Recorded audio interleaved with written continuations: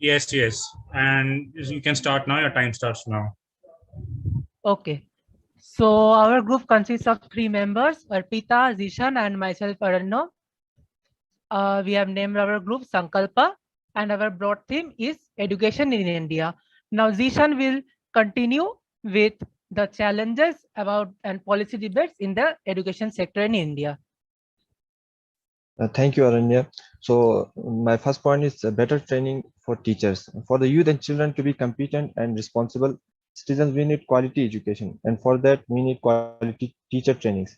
Teachers should not only have a subjective knowledge about their concerned subject, but also should have skills like classroom management, school administration, and child psychology for the wholesome development of the children.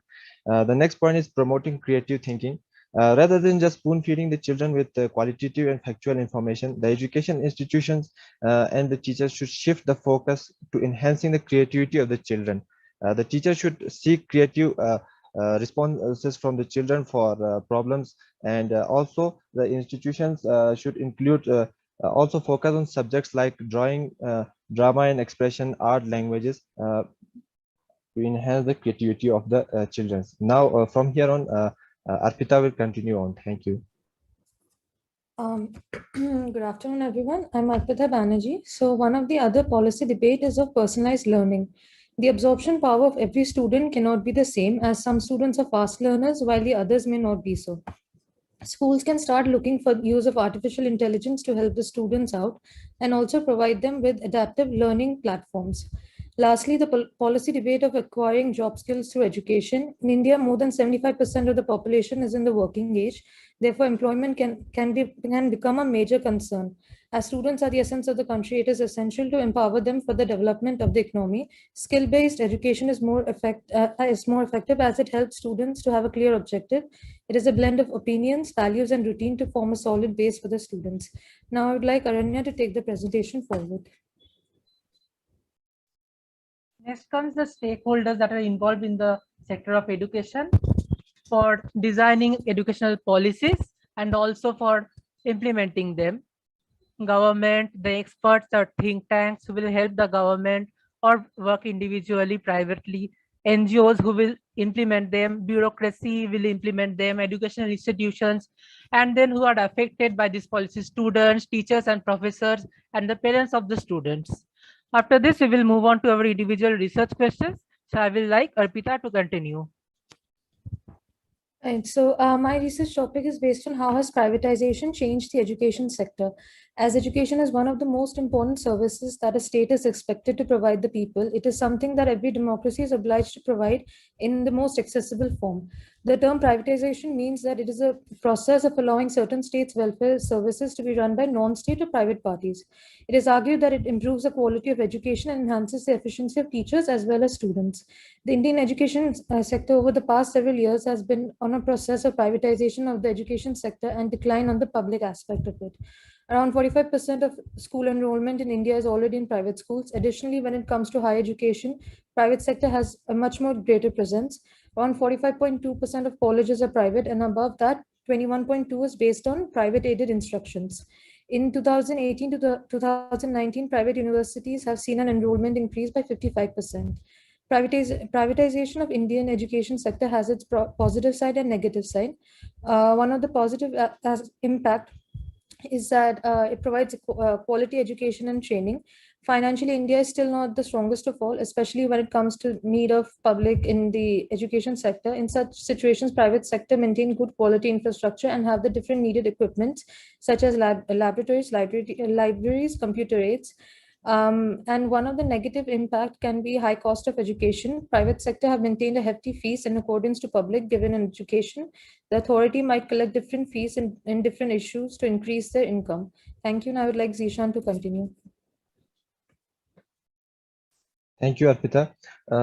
My research question is challenges in the way of national education policy 2020. So the first one is training and availability of teachers. As the policy demand a restructuring of the curriculum. However, in order to effectively implement the policy, the concerned authorities need to train the teacher and also have prompt availability of such trained teachers. and understand the pedagogical needs for a smooth transition to the new education system. The next point is funding for the policy. As national education policy requires an increase in spending from 4.6% to 6% of GDP, it amounts almost 2.5 lakh crores per year, which is a huge challenge in itself.